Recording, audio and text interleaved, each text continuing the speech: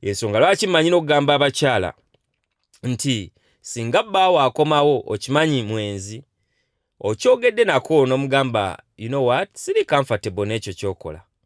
Omanya abakyala abamu balowooza nti okwogera ennyo n'ogamba gwe nze ate nja kukola bwe nti mb'olwo omusajja lwagenda okulekerawo obwenzi. No. Kiryoka osobola omugamba nga bw'otali mumativu ne kyakola ate ng'oli humble oli kamu.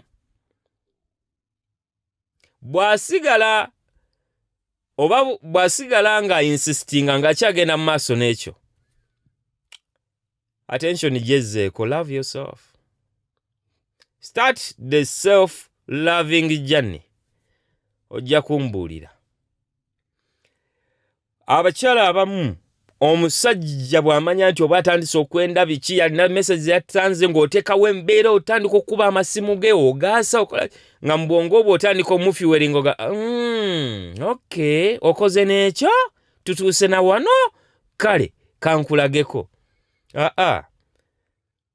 Buli lwakomawo n'okola kyekimu, buli lwakomawo n'okola kyekimu, n'atandika okusuubiranga ebyo buli ddakiika. Lekerawo bikola. Sometimes teweetaaga kukola bantu bye bakusuubiramu. Relax. Okay, bwe wamuvumye nti aleega ekitwe agira obutamalaako kyamuganya okuddayo n'ayenda. No. Kyakutte mutaka we wansi awo ne kimunyoola ne kimusiba ng'omugwa ne kimugamba kati gwe tolina gy'olaga. No. N'olwekyo wastinga energy yaweerere buli dakiika. Musajja gwe nze njagenda, musajja gwe bannange.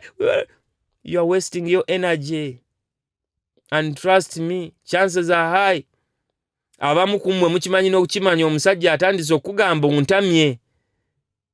Anti buli lwadda leero badde mu bwenzi buli lwadda katandika okukolako by'atasuubira ebyo abisuubira. Ajja genda ayendera akusuubira okudda oyombe. N'olwekyo kati kolako by'atasuubira. Bw'ava yonna gy'avudde mwanirize ng'omukyala bwe yandimwaniriza, muwe buli kimu. Naye ng'ate wamulaze edda nti wakitegeddeko. Humble yourself. Be calm. Kola ky'atasuubira. Abadde akusuubira okukwata essimu ye ogiyiseemu amaaso. Ne kati ateekawo essimu ye togiyisa namu maaso. Otandise omuwa ebirowoozo. Omukazi ono lwaki takyayisa mu ssimu yange maaso? Lwaki takyakwata ssimu yange ku ginzijjako kwagala gikuba ku bisenge? Omukazi ono nga takyayomba.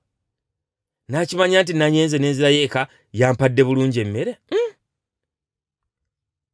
Tandika journey to self-love. Love yourself. Take good care of yourself. Bw'oba obadde otandise okugejja, you're putting on weight. Start to lose weight. Waliwo engeri y'okuluzinga weight nga teweetaaze na kukozesa chemicals bingi. It is feeding and light exercises. Researchinga. Bino byonna gye biri. Obuzibu tetwagala ku researchinga. Sometimes tulowooza tumanyi nnyo everything. But research. Olabe better ways ez'okuluzinga weight. Nga teweetaaze kukozesa bintu bigenda kuteeka mu bulamu bwo mu ddenja. Okitegeera. Tandikako okujoginga mufunayo ki group awo oba n'emikwano gyo omu babiri mutandika ojoginga nga mbwe bakulema funanga gwe kennyini bu jogging. Omusajja akakulabe ng'okyusizza oli mu shape atandika okulaba otandika okunyirira by'atategeera. Eyali ayombera essimu ogiyitemu tokyagiyitamu. Abadde atandise okudda nga ssaawa 9 nga bukya. Agenda tandika okwagala okudda ku 4 at least akukwate n'ekisajja. Atuuke nga tekiriiwo. Agamba mukazi ono ani lwaki anyirira bw'ati ani wesiri ani abaawo nga ebyo byonna birowoozo kati ggwe luli abadde ku bunkenke bw'omusajja okwenda kati yatandise okubeera ku bunkenke bwa ggwe okwenda ate nga toyenda. Akomewo akuteegerera ku ssaawa 12 yazze akomewo 12 kalabe ekisajja ky'oli nakyo okomewo awaka ng'otuuyanye ova ku joginga.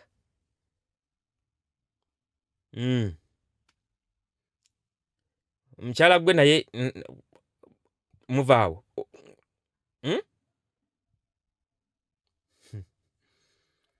Nva ku jogging.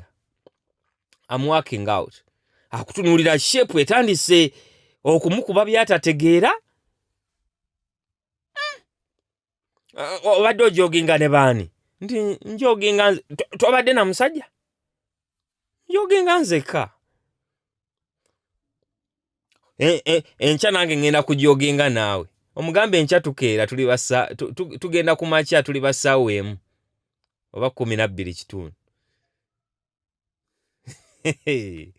So, sometimes osobola okuwangula entalo nga teweetaaze kureactinga na kubeera aggressive na kutiisatiisa. Just love you. Love yourself.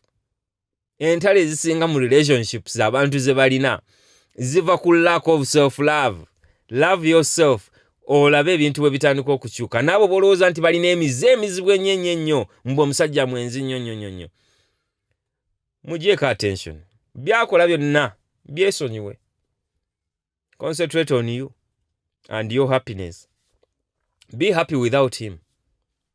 Be happy with yourself. Improve your life. Become better. Become better in health.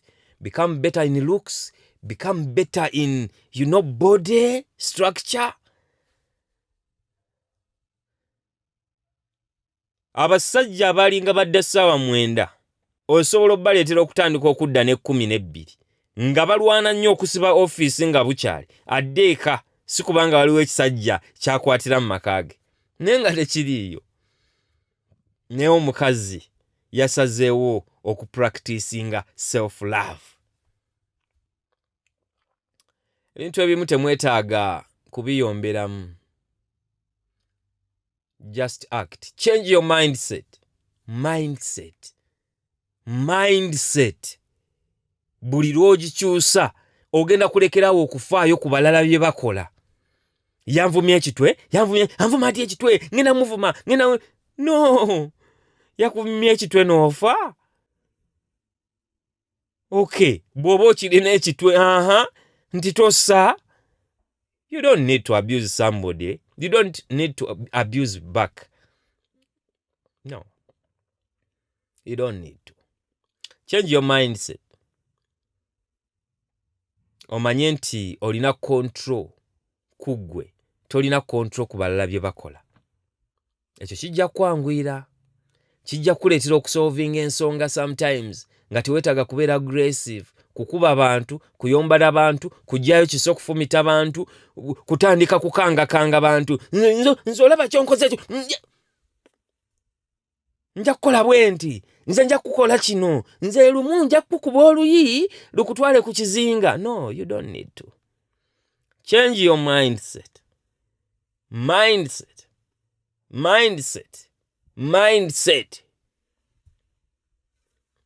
And you will never be unhappy. Ne mu relationship gy'olaba ng'eringa ekuleetera okubeera unhappy. Ojja kulekerawo okubeera unhappy singa okyusa mindset.